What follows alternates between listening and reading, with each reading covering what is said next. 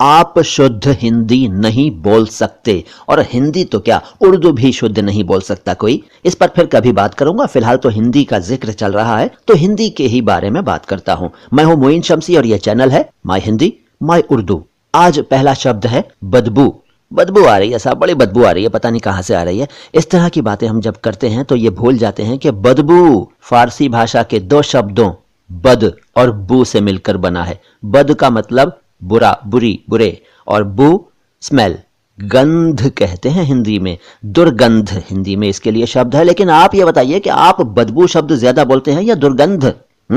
बताइएगा जरूर comment box में, मैं जानना चाहता हूं बस। अच्छा, इसके बाद बहादुर। हाँ, वीर, ब्रेव नाम भी होता है बहादुर, और कई बार तो लोगों का नाम वीर बहादुर होता है, यानी वीर भी और बहादुर भी। आप सिर्फ ये बताइए कि बहादुर शब्द का इस्तेमाल जब आप करते हैं तो उस समय क्या आपको पता होता है कि बहादुर किस भाषा का है? फारसी का है साहब। फारसी भाषा से उर्दू में आया बहादुर, हिंदी में तो वीर है, और बहादुरी भी उसी से बना, बहादुर से, बहादुरी हिंदी में वीरता। आप यकीनन बहादुरी शब्द का इस्तेमाल ज्यादा करते होंगे, वीरता का कम करते होंगे। अच्छा चलिए, आप अगर आज से डिसाइड कर भी लें कि आप बहादुर और बहादुरी शब्दों का इस्तेमाल नहीं करेंगे, तो ये बताइए कि जिसका नाम ही बहादुर हो, वीर बहादुर, या किसी और शब्द के साथ बहादुर शब्द जुड़कर उनका नाम बन रहा हो, तो क्या आप उसका भी अनुवाद कर देंगे मेरे भाई? नहीं करेंगे ना। और चलिए नामों की बात छोड़िए, अगर आप वैसे भी बहादुर और बहादुरी शब्द का इस्तेमाल करने से बचने लगें और वीर और वीरता का इस्तेमाल करने लगें, तो जरा ये बताइए कि बहाना बनाने को आप हिंदी में क्या कहेंगे? बहाना, क्योंकि ये तो फारसी का शब्द है और वहीं से उर्दू में आया बहाना। हिंदी में क्या कहेंगे जरा बताना। अगला बेईमान, बेकार, बेबाक, बेशर्म और बहुत सारे शब्द जो कि बे से शुरू होते हैं और आप उनको खूब बोलते हैं, लिखते हैं, पढ़ते हैं, सुनते हैं। क्या आप जानते हैं ये सभी शब्द जो बे से शुरू हो रहे हैं फारसी भाषा के शब्द हैं? जी हां, बे से शुरू होने वाले सभी शब्द फारसी भाषा के हैं, जो कि फारसी भाषा के प्रीफिक्स बे के साथ किसी फारसी शब्द, अरबी शब्द या तुर्की शब्द को जोड़कर बनाए गए हैं। बेईमान, बेकार, बेबाक, बेशर्म, बेवफा, बेहया और भी बहुत सारे शब्द जो कि बे से शुरू हो रहे हैं। यहां उर्दू वाले बे अक्षर की बात नहीं कर रहा हूं दोस्तों, जो मैं कह रहा हूं वो आप समझ रहे हैं। तो अगर आप डिसाइड कर लें कि आज के बाद फारसी शब्द नहीं बोलेंगे, तो जरा बताइए कि इन शब्दों को आप क्या कहेंगे हिंदी में? बेईमान, बेकार, बेबाक, बेशर्म, बेवफा, बेहया। अच्छा हाँ, बे पर याद आया कि आप बेफालतू शब्द का इस्तेमाल करते होंगे या सुनते होंगे। बेफालतू, बेफालतू में ऐसा कर रहा है, बेफालतू में चला गया।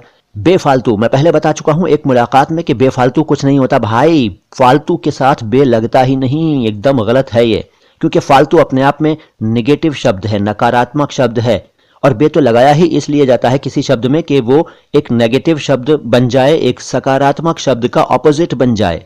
इसलिए बेफालतू मत बोलना, आज से ना लिखना, और कोई बोले तो टोक देना कि बेफालतू कुछ नहीं होता, फालतू ही सफिशिएंट है। वैसे आपकी जानकारी के लिए बता दूं कि मेरे पास बे से शुरू होने वाले इतने शब्द हैं कि उन पर कई एपिसोड्स बन सकते हैं। 200 से ज्यादा शब्द तो मैं आपको बता सकता हूं बे वाले, कुछ मैंने अभी आपको बताए। आप लोग बताइएगा कमेंट बॉक्स में, क्या आप चाहते हैं कि इस पर एक अलग से सीरीज बने? क्योंकि 200 से ज्यादा शब्द हैं जैसा कि मैंने कहा, और आप उनका इस्तेमाल भी करते हैं खूब।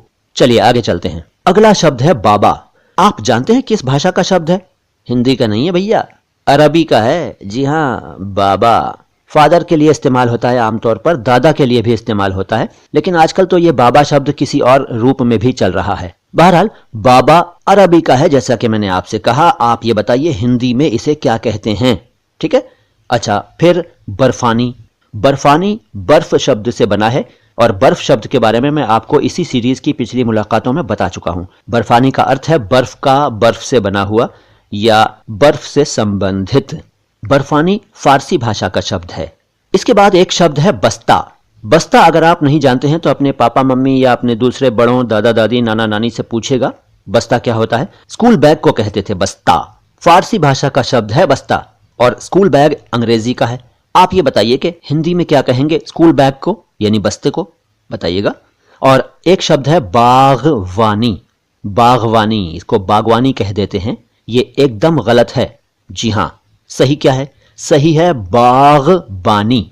बाग और बानी दो शब्दों के जोड़ से बना। बाग उद्यान यानी गार्डन। बागबानी का अर्थ है उद्यान से संबंधित यानी गार्डन से संबंधित काम करना, गार्डन में काम करना, गार्डन में पौधों वगैरह पर काम करना, सिंचाई वगैरह, पौधों की देखभाल और तरह तरह के काम करना जो कि गार्डन से जुड़े हुए हों। और इस काम को करने वाले को बागबां कहते हैं। बागबां, अमिताभ बच्चन साहब की एक फिल्म आई थी बागबां, बागबां दिल है बागबां, है ना।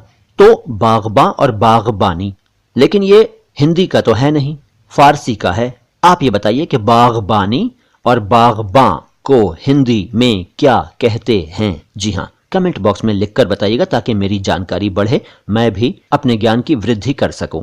इसके बाद एक शब्द है बर्बर। बर्बर शब्द इतिहास की किताबों में हिंदी में हमने खूब पढ़ा है। बर्बर, वो एक बर्बर जाति थी, वो एक बर्बर शासक था, यानी कि अत्याचारी, बेरहम, जालिम, बर्बर। क्या आप जानते हैं कि ये हिंदी का नहीं है, अरबी का है? जी, दूसरों को भी बताइएगा।